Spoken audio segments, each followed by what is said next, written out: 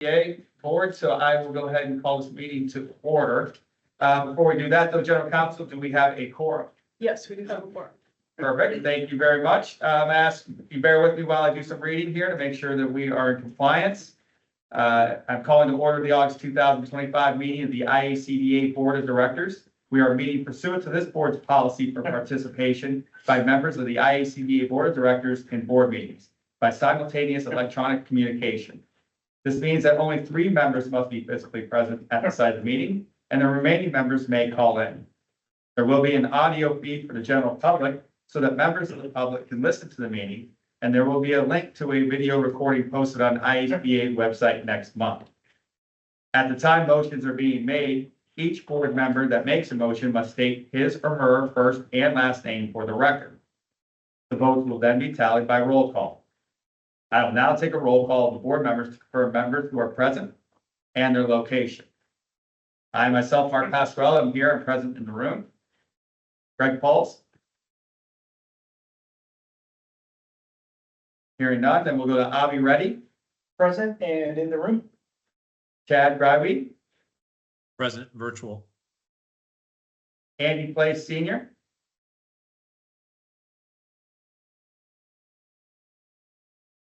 Michael Schotmeyer. Present virtual. Tom McGowan. Present in the room. Thank you.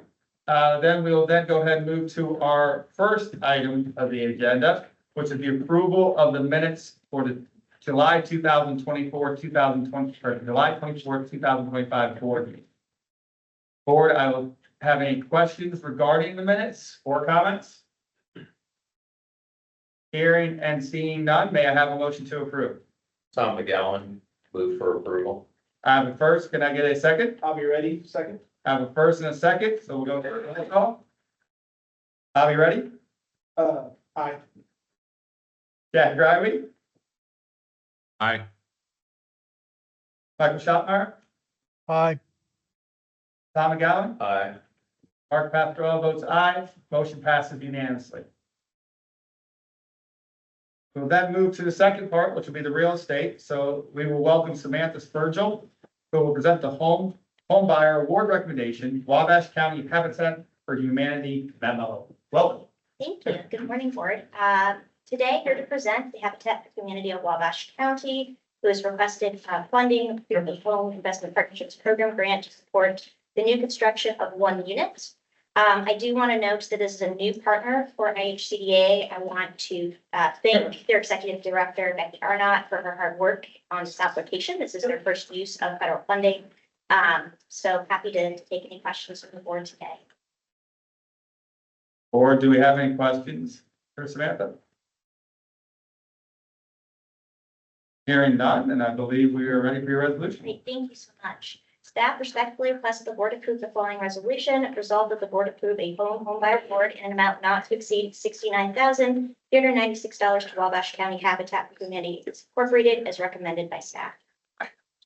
Board, we have a resolution before us. I will entertain a motion. I'll be ready. Motion to approve. I have a first. Can I get a second? Tom McGowan, second. I have a first and a second. We'll do a roll call. I'll be ready. Aye. Chad Grywe. Chad? He just left the, Okay, we'll move on. Andy Place Senior is not present. Michael Schotmeyer, Aye. Tom McGowan, Aye. Mark Pasquale votes aye. Unanimous approval. Thank you. All right, we are going to then move next to please welcoming Andrea Lynch, who will present the Home Community Housing Development Organization Pre-Development Loans, La Casa of Goshen, Indiana, and Southeastern Indiana Community Preservation and Development Corporation memo. That was a lot. So welcome, and we are ready for your presentation. Thank you, board. I also have a lot, so sorry, Sam was very short. Today I have 2 recommendations. The home regulations define 2 types of pre-development loans. There is site control to assist in early stages of development prior to a site being acquired, and seed money to assist with pre-construction costs where a site has already been acquired. Both awards we're recommending are seed money loans. Applications are accepted on a rolling basis, and the maximum request per project is $30,000. It is structured as a 0% interest rate and repayment term of 24 months. Lucasa of Goshen, who is in the room today, is requesting a $30,000 Chodo seed money loan to use for civil drawings for proposed 6-unit rental new construction development in Goshen. IHCDA staff has ensured the proposed costs are eligible under home regulations and that the organization meets the definition of a Chodo. Our next recommendation is for Southeastern Indiana Community Preservation and Development Corporation, SICPDC. And they are also requesting a $30,000 Chodo seed money loan to be used for architectural plans and specs for post 11-unit rental and new construction development in West Harris, Indiana. Again, we have ensured that the proposed costs are eligible and that SICPDC meets the definition of a Chodo. This is the first award requested related to IHCDA's support of the 2024 Stellar Pathways designees. So we're very excited to see one Dearborn County strategic investment plans coming to fruition. The staff is recommending approval of home pre-development loan funding in an aggregate amount not to exceed $60,000. That is set forth in Table A, and I will take any questions now. Before we take any questions, we'll just recognize Greg Pauls from the Senate Governor's Office is present and in the room. My apologies for being late. No worries whatsoever. I just want to make sure that our name shows up on the record for approving or not approving. You have entered. So with that being said, we will take any questions. One quick question, just in terms of the definition of pre-development loans. Are those upfront loans, are they subject to verification of capital stack being in place, or is it prior to financing really having been established? It is prior to financing. having Okay, been so it's a true established. expense pre-development. It That is, was my yes. question. Okay, thank you. Any other questions or comments from the board? Hearing and seeing none, then we will move, take a resolution. Staff respectfully requests that the board approve the following resolution. Resolved that the board approve home pre-development loan funding in the form of a loan in an aggregate amount not to exceed $60,000 as set forth in Table A as recommended by staff. Board, we have a resolution before us. I will entertain a motion. Mike Schotmeyer, move for approval. I have a first from Mike. I'll take a second. I'll follow up on the second. Tom McGowan, second. We have a first and we have a second. We'll move to roll call. Greg Pauls. Aye. Avi Reddy. Aye. Chad Gravy. Sounds like we're still having some communication issues. No problem. We'll move to Michael Schotmeyer. Aye. Tom McGowan. Aye. Mark Pasquarello votes aye. Motion passes unanimously. Thank you very much. Looks like you're gonna stay with us for another one. Is that correct? Yes, sir. Perfect. All right, well then, we will welcome Andrea again. We will now present, that's another long one here, so bear with me. For the Supportive Housing Institute projects with Home Investment Partnerships Program, American Rescue Plan Program. The Affordable Housing and Community Development Fund, and Project-Based Vouchers Memo. Floor is yours. Yeah. Per IHCDA's allocation plan, all rental units created through the Home ARP program will be supportive housing for qualifying populations with a focus on persons experiencing homelessness. IHCDA, in partnership with the Corporation for Supportive Housing, released a request for proposals for teams wishing to participate in the 2025 Indiana Supportive Housing Institute to learn how to navigate the complex process of developing housing with supportive services to prevent and end homelessness. All 4 participating teams successfully completed the requirements of the Institute and are eligible to request non-competitive IHCDA funding, including capital funding grants and project-based rental assistance. IHCDA has received the first 2 applications and reviewed for eligibility and completeness in accordance with IHCDA's Home ARP rental policy, Indiana Affordable Housing and Community Development Fund policy, and the conditions of the 2025 Institute. And I'll provide a little bit of information about each of the proposed projects. Mental Health America of West Central Indiana is proposing Hemming House Homes, the new construction of 4 duplex units consisting of a total of 8 one-bedroom units in Terre Haute. The site is 3 blocks from MHAWCI's offices, where tenants can easily travel to receive supportive services and is conveniently located within a mile of grocery stores and pharmacies. Second, we have La Casa of Goshen again, proposing 123 Lakeview Apartments, the new construction of 8 one-bedroom apartments in Goshen. This will be a 2-story building, including a community space, dedicated supportive service space, on-site laundry, and a lift for the 2nd floor.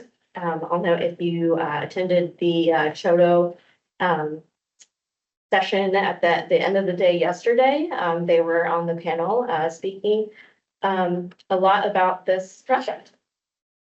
Both projects are respectively requesting $1,720,968 of home ARP funding and $500,000 of development fund, as well as project-based vouchers for each of their 8 units.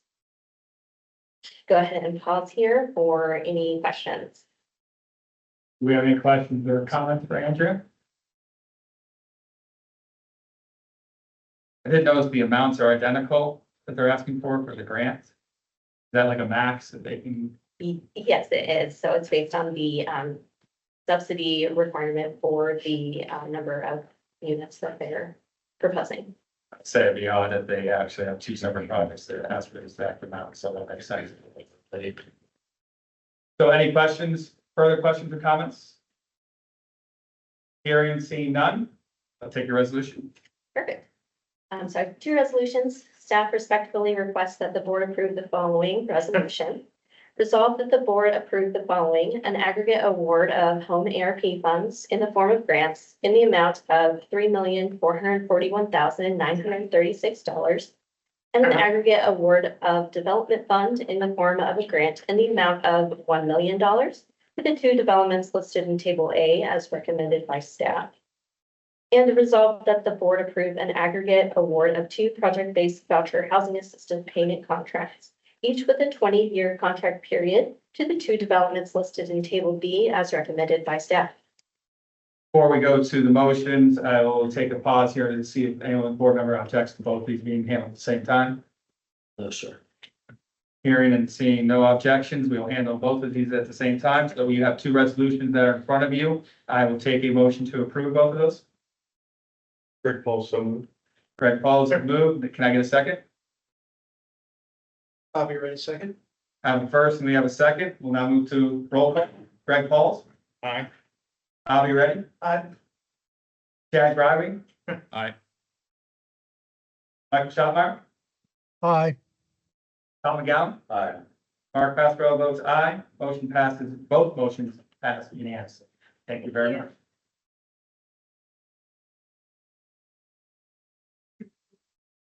We will now welcome, excuse me, Alan Rukowski. This one's a lot shorter. We will now present the Cano Village 3 memo. Yes, good morning, Now, board. hopefully I said that right. Yes. Right? Yes. Thank you. I'm here today to present additional funding for Canal Village 3. So as background, on November 17th of 2022, the Board of Directors awarded Canal Village 3 LP $1.2 million in annual tax credits in the 2023 AC tax credit round. The developer BWI LLC was proposing a new construction of 33 units of affordable housing in Indianapolis. In July of this year, the developer was informed by Indianapolis Housing Agency that they would not be able to proceed with the 8 conditionally awarded project-based vouchers for Canal Village 3 due to IHA's anticipated funding shortfall by the end of the calendar year of 2025. The loss of rental subsidy and projected cash flow have decreased the amount of that Canal Village 3 can borrow from a permanent lender. As a result, the project had a $500,000 funding gap.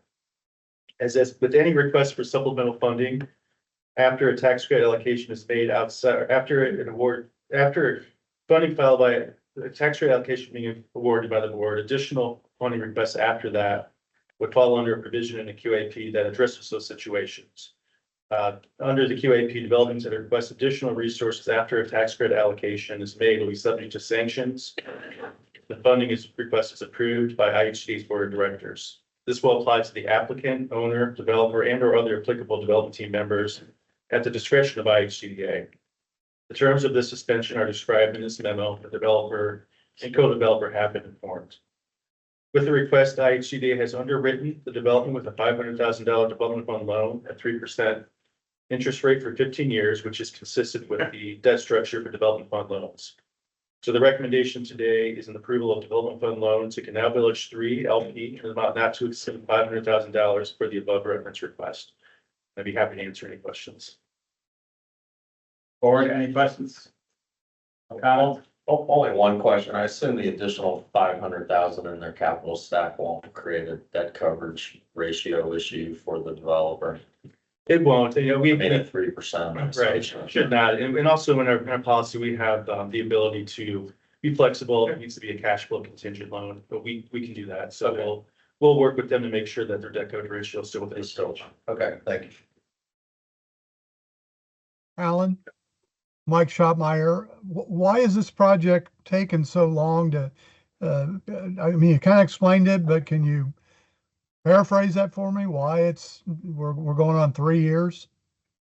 Yeah, a number of issues. I think one has to do with the vouchers. There's been some challenges with IHA just in being able to administer or to allocate the vouchers that the projects were depending on. So that's part of it. Also, this is a fairly complicated project. This is a 33 unit scattered site, single family development in the northwest part of Indianapolis. So those by nature are a little bit more, sometimes may take a little bit more time just to all the components of doing a project like that. So they have been very upfront with us as to what's causing these delays. They've worked with the city. They're also trying to get some additional funding approved by the city that was conditionally awarded as part of their application. So just a lot of steps they have to take to get to the finish line. We're confident with this development fund award, it's going to get them back on track and get them placed in service within the deadlines that they need to. So they've been working with you during this whole time and keeping you abreast. They have, of all the right, issues. they have, really since the allocation was made, they've been very good about communicating to us the challenges they've had. We've helped them navigate what options may be. So this came as really no surprise, just because they have been very transparent about some of the challenges that the project faces. Is there, may not be an answerable question or won't want to answer here, but is there a timeline going forward on this project? Yes, this project has to be placed in service. What happened was that they had a 2023 credit allocation. What they can do is request essentially that those credits be returned for a current year allocation. So it's not a new allocation, it's just changing the year. What that does is that resets the clock on a credit allocation. So because they have 2025 credits, they have to be done by December 31st of 2027. So that is certainly feasible. They plan to close, I think it's next month to get things started. But Alan, looking back, Mike Schotmeyer, virtual, looking back, then did we, by moving the credit year, did we then lose this amount on the 2022 or 2023 credits? No, we didn't. So the way that it works is those credits, we don't lose it. So those credits have been reserved. It's essentially just a situation where we exchange and labeled as now 2025 credits. So that if you look at the total amount of credits Indiana has over the period 2023 to 2025, it doesn't change. It just changes what year they're tied to. Okay. I mean, the vouchers were in place for a long time. And so I'm not persuaded by the voucher issue here. Is this an issue of the city of Indianapolis not putting in their share on this? I think a part of it is the developer's been working with the city to kind of finalize how the plans for these projects. So there's been some discussions on changes that the city, we're working with the community, changes that I think the developer and the city want to see made with regards to some of the structure, some of the commitments in it. So it's been a pretty lengthy process. I wouldn't say that the city has decommitted anything. It's been more so just making sure that it aligns with what the original project was planning to do and that everyone is happy with the product. Okay, so So I understand that, having worked in city government, they were wanting revisions, but they didn't take their money off the table. They, Right. okay, that's Yeah, understandable. right. They wanted to get to the final version that everyone was happy with and just getting feedback from the community. So that's really the big part of it. Okay, I've been on that side, so I understand. Any additional comments or questions? Only comment is the unit mix is pretty interesting, 29 of the 33 or 4 bedrooms. Right. Somewhat. And that was part of the project, is trying to Yeah. target larger families. Right. So That it's makes sense. trying to fit it into that neighborhood. Exactly. Hearing or seeing no additional comments, we're ready for your resolution now. Staff respectfully requests the board approve the following resolution. Resolve that the board approve the development fund loan to Canal Village 3 LP in an amount not to exceed 500,000 for the above referenced request as recommended by staff. Thank you, Alan. We have a resolution before us, board. I'll take a motion to approve. Move for approval, Mike Schotmeyer. That's fine. Tom McGowan, second. We have a first and second. We'll move to roll call. Greg Pauls. Aye. Avi Reddy. Aye. Chad Gribey.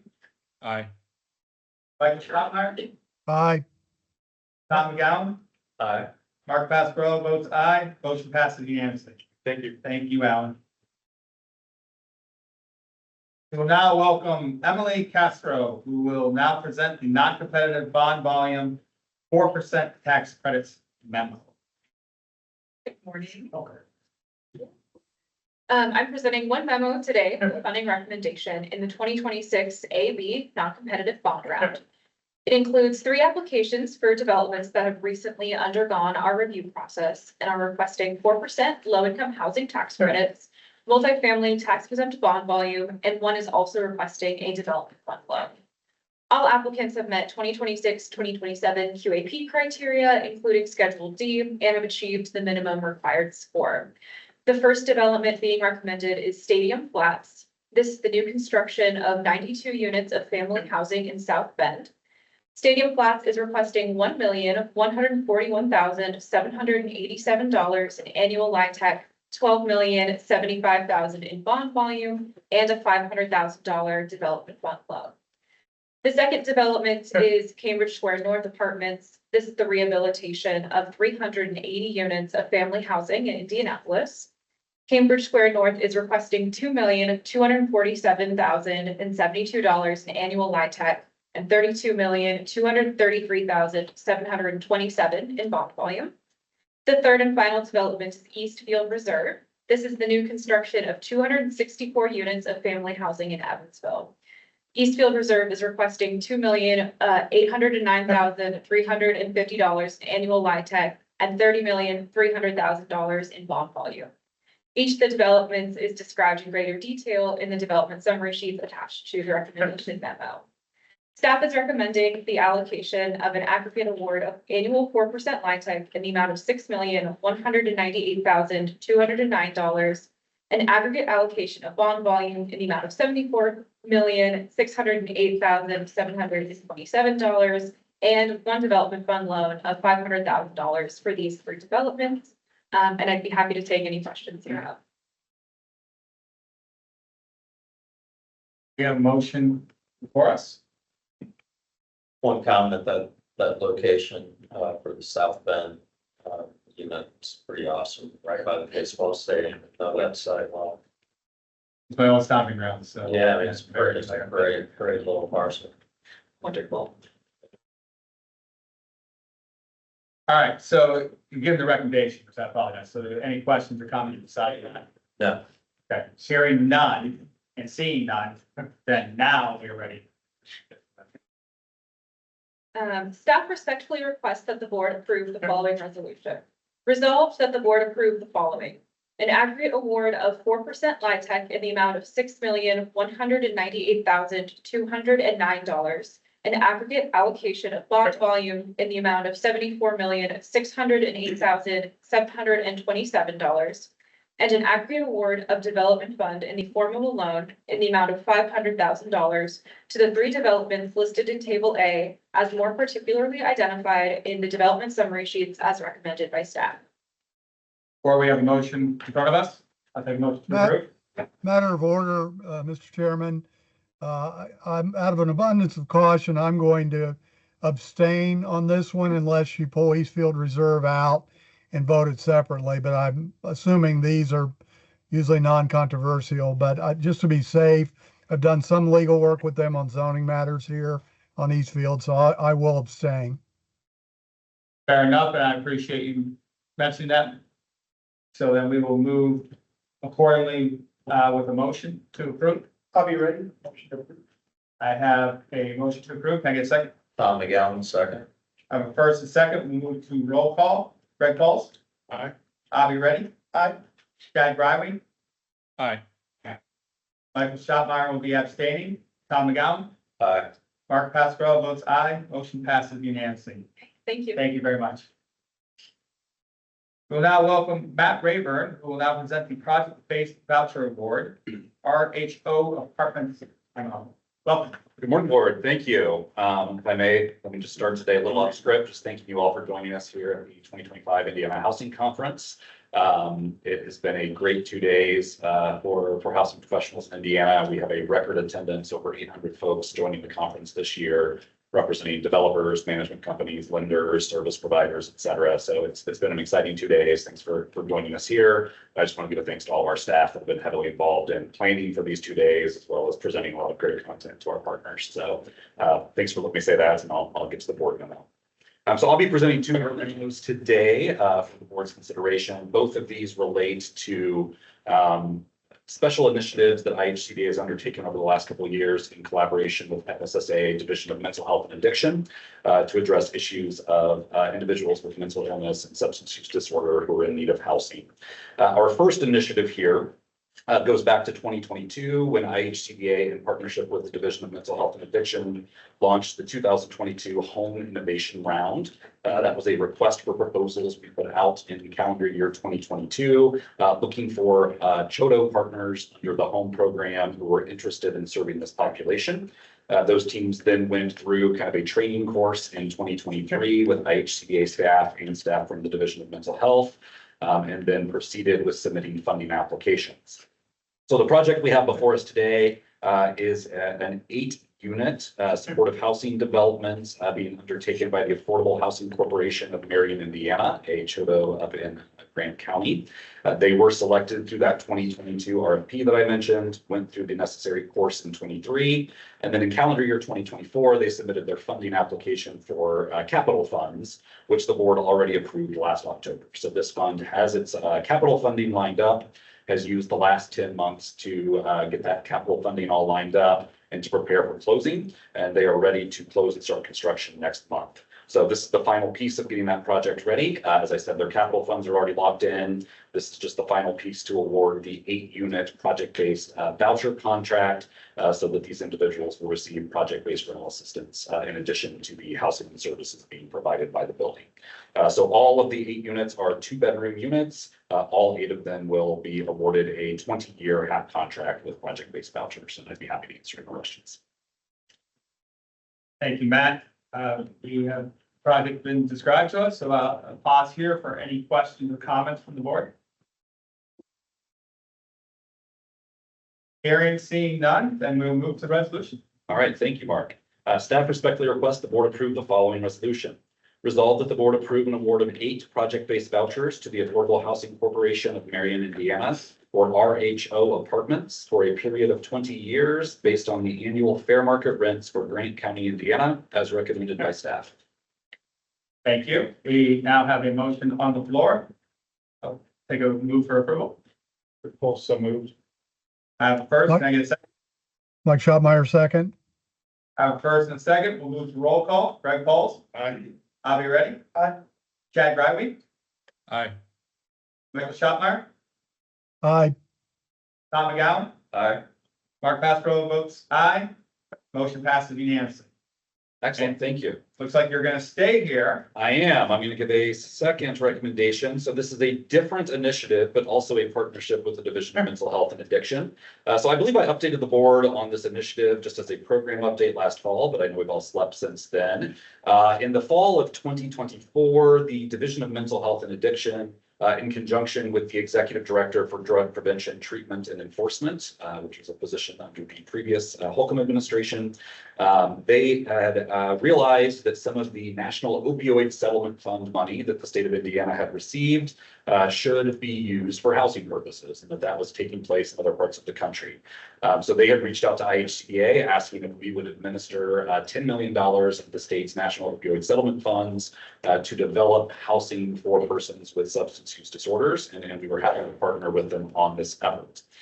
So we issued a request for proposals last fall, asking for 501c3 or C4 nonprofit entities to be the developers of these projects. And each developer is eligible to request up to $2.5 million of grants through the National Opioid Settlement Fund to develop housing under one of a handful of models. They can be permanent supportive housing, time-limited transitional housing, or recovery housing.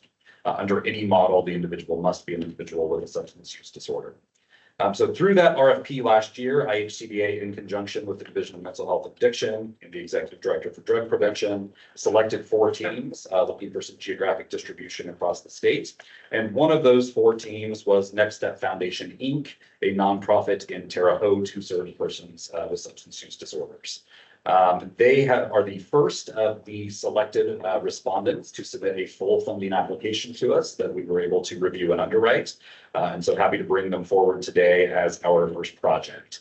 So Next Step Foundation is proposing the construction of 5 new duplexes, as well as the acquisition and rehab of 2 existing duplexes. So they will be using the grant funds to create a total of 14 units of transitional housing for persons with substance use disorders in Terre Haute.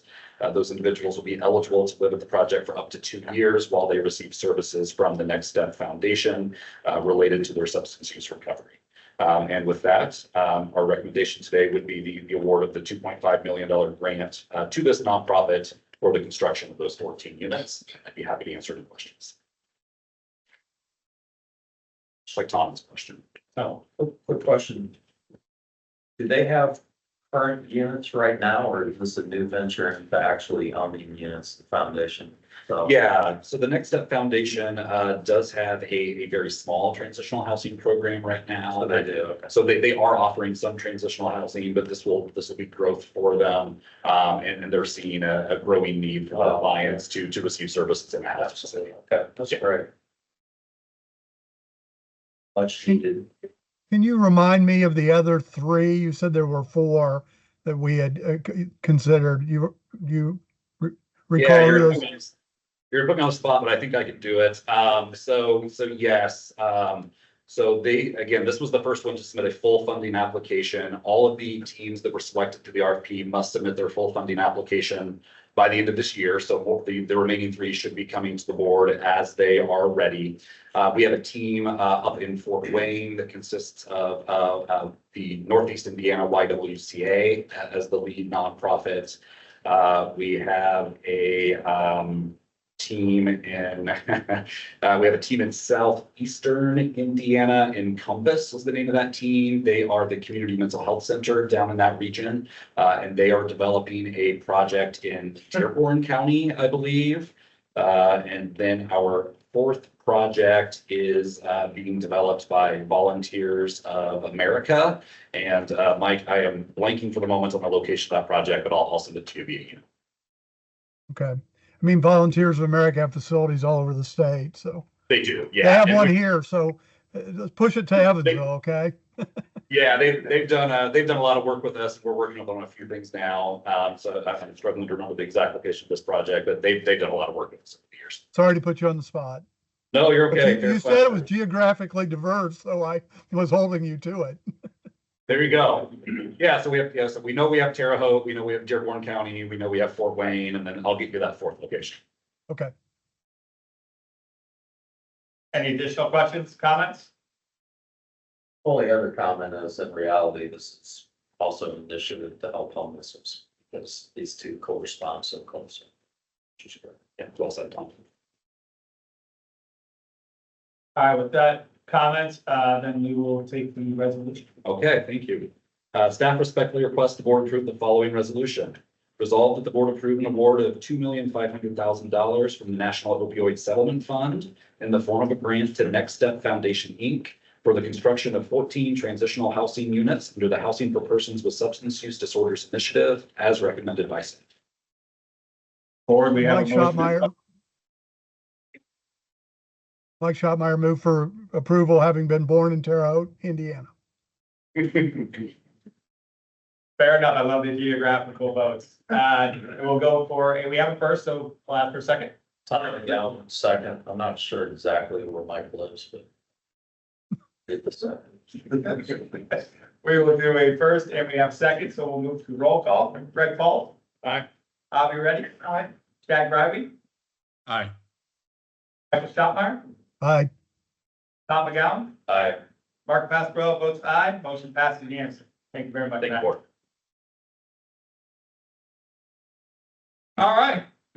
Now we are going to welcome Richard Harcourt, who will now present the Henderson Court bond recommendation as we move to the finance section.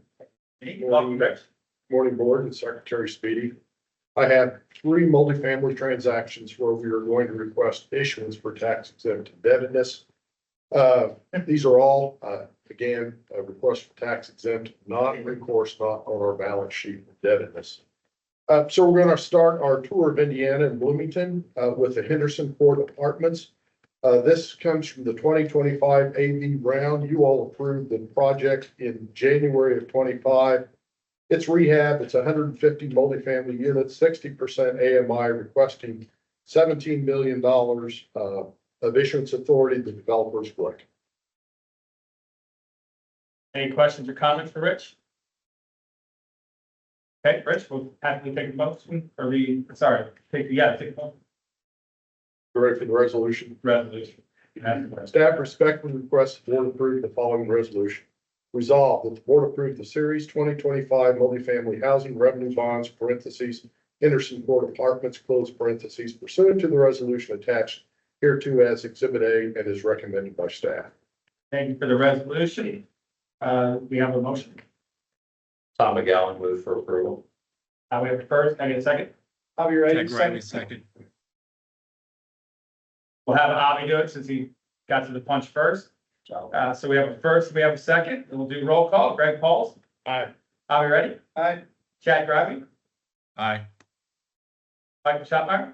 Aye. Tom McGowan. Aye. Mark Pasquarello votes aye. Motion passes unanimously. Next up, Rich. Our tour continues. We're headed to Gary, Indiana with Oak Knoll Renaissance Apartments. Again, tax exempt, non-recourse request for issuance of debt. Comes from the 2026 AB round. You all approved it as a project in July of 25. 256 family units, 60% AMI, 26,024,000 in issuance request. The developers Oak Knoll, Jamar Adams. Thank you, Rich. Any questions or comments? Hearing, seeing none. Ready for your resolution? Resolved that the board approve the Series 2025 multifamily housing revenue notes, parentheses, Oak Knoll Renaissance Apartments, close parentheses, pursuant to the resolution attached hereto as Exhibit A and is recommended by staff. We have a resolution before us. I'll take a motion. Greg Pauls, so move. And first, can I get a second? Tom McGowan, second. Have first and second, we'll do roll call. Greg Pauls. Aye. Avi Reddy. Aye. Chad Grivey. Aye. Michael Schotmeyer. Aye. Tom McGowan. Aye. Mark Pasquarello votes aye. Motion passes unanimously. And then we'll continue the tour for the last one. Rich. We're going to head east on 90 across the top of Indiana. We're going to terminate in Mishawaka and talk about Stoneleaf Reserve Apartments. This comes from the 2025 AV round. You all approved this in March of 25. Again, Mishawaka, 234 age restricted, 60% AMI, requesting $23,500,000 in tax exempt issuance authority. Kittle is the developer. Any questions or comments for Rich or for the board? Hearing, seeing none, ready for your resolution? Resolved that the board approve the Series 2025 multifamily housing revenue notes parentheses Stoneleaf Reserve Apartments close parentheses pursuant to the resolution attached here to as Exhibit A and is recommended by staff. Board, we have a resolution before us. I'll entertain a motion. I'll move for approval. My youngest Michael, daughter lives in Mishawaka, so I'm going all over the state today. Michael Stottmeyer has made a move for approval. So we have a first. Can I get a second? Tom McGowan, second. We have a first, we have a second. Move to roll call. Greg Pauls. Aye. Bobby Reddy. Aye. Chad Grively. Aye. Michael Stottmeyer. Aye. Tom McGowan. Aye. Mark Pasquarello votes aye. Motion passes unanimously. Thank you very much, Rich. And that concludes the finance section. Thank you, board. Rich. Moving to legal, I'm going to welcome Jennifer Phillips, who will now present the delegation of authority memo. Morning. I have two things to present this morning. So for the delegation of authority, this is a set of resolutions the board has adopted that delegates authority for certain actions to IHCDA's staff. So some of examples of those things include entering into contracts and other agreements, amendments to those contracts, reallocations of funding that's already been awarded to the board, amendments to non-recourse conduit bond issues with approval from the Indiana Finance Authority, creations of changes to program guides, and some others. You can review the full list in the resolution. We last edited this or revised this in February of this year. When we did not have an executive director, we placed the deputy executive director in an approval role. So now we're coming back. Yes, Tom is our executive director to correct that. So now the approval that we are recommending to put in place, this has also been taken to the delegation committee. So after executives reviewed the policy, we met with the delegation committee about. So now the approvals that will be required for the delegated authority will be our executive director, in addition to a second approval from one other executive staff. We're listed in there. Along with that, there's been a title change for one of the roles, which is now Chief Community Programs and Services Officer. And then we are also requesting that entering into legal settlement documents be added to that as an item, just to clarify that staff can enter into those without board approval. So that is everything in a nutshell. So now, because the delegation committee was actually the one essentially bringing this recommendation, I'm going to turn it over to Mark Pasquarello to talk about it and allow him to make the motion for this. Yeah, I do. I look at this as an update to what we had before due to the changes at the executive director level. I do think the other thing that we added in here is to make sure that we have two signatures, so not just be one solely that's able to make that decision. And upon the first signature, the second signature needs to come from somebody who is from the executive staff, so senior executive staff. So I apologize. So it's a small group that can sign off, so it's not in some situation where there's 20 people on a list. So the senior executive staff being one that did the second one. But we're doing that to obviously make sure we just have controls, we're good governance. Sure, yeah. Yeah, I think this should be standard operating procedure on how everything is done and not being just one signature. So I think that's all that's happened as far as the update of it concerned. What I would like to do here is pause for any questions or comments from the board on this. Happy either Jennifer or myself to answer. Hearing and seeing none, then as part of the delegation committee, I am actually making the motion to approve this. Is there a resolution I have to fully read? Is that correct? Yeah. Yeah, keep up with my iPad here. So my apologies.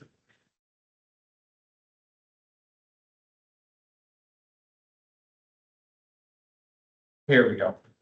We will be resolved that the board approve the proposed delegation authority resolution attached here to as exhibit A. And that will count as a motion. So I'm looking for a second. I'll be ready. Second. I have a first, I have a second. We'll go Greg Paul with roll call. Aye. Are you ready? Aye. Chad Grively, Aye. Michael Schottmeyer, Aye. Tom McGowan, Aye. Mark Pasquarello votes aye. Motion passes unanimously. And Jennifer, I believe you are going to stay up there to discuss the authorized signatory policy. Yes, so this policy is sort of a partner to the delegated authority policy. What is different about this one is that it is specific to who is signing checks and legal documents and that kind of thing, so the actual signatures. It's important to note that, as we just discussed, there are two executives that are having to approve things overall. This is just for the actual signing of the documents. So there is a spreadsheet that contains the full signatory policy. That's where the updates are in red on there.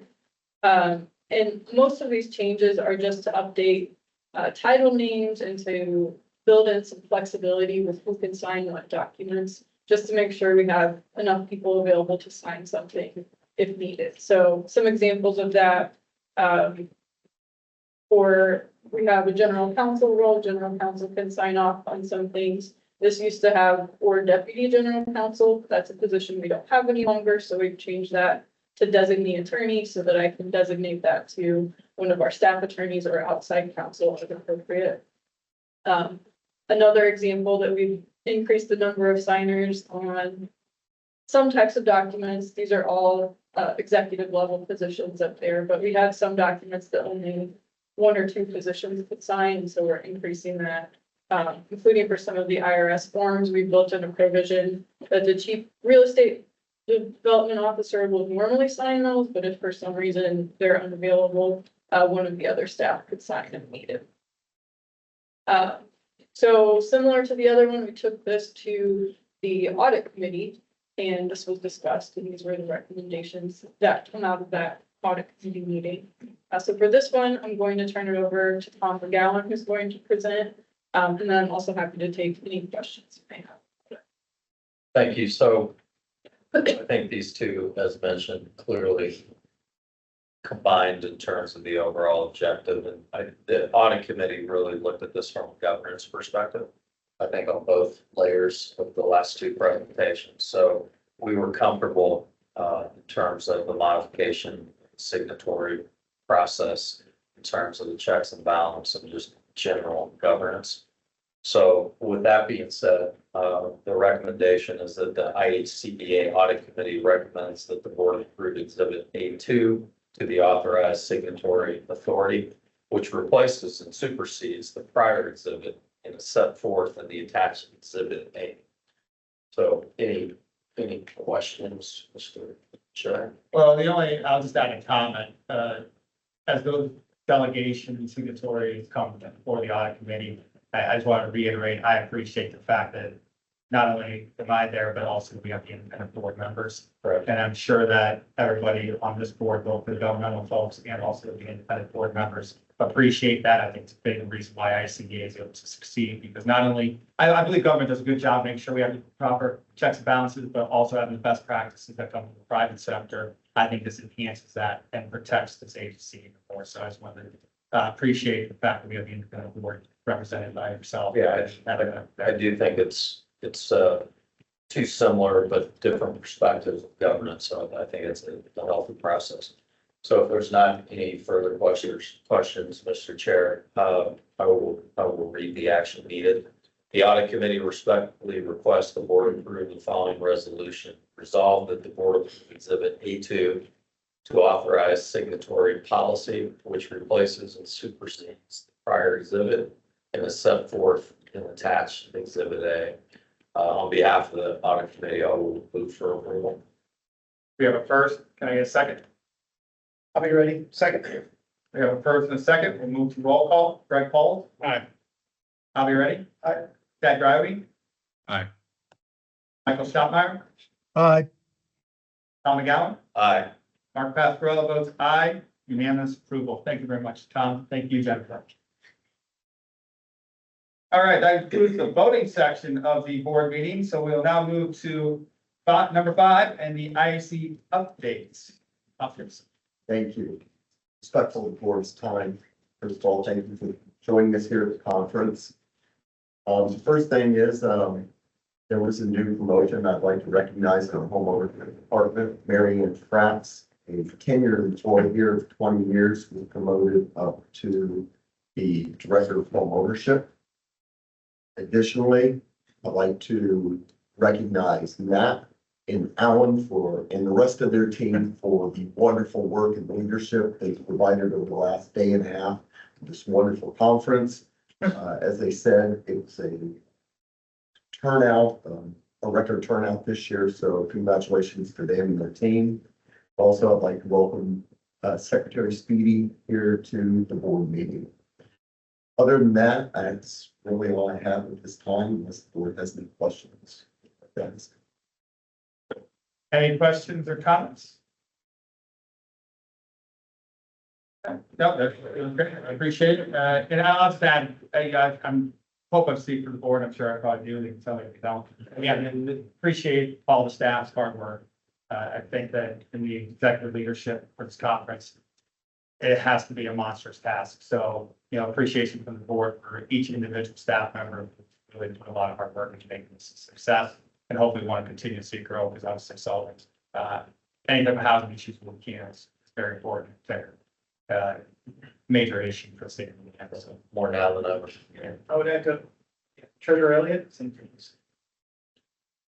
awesome. With that, we will then move to any other business. So board, is there any other business we wish to address?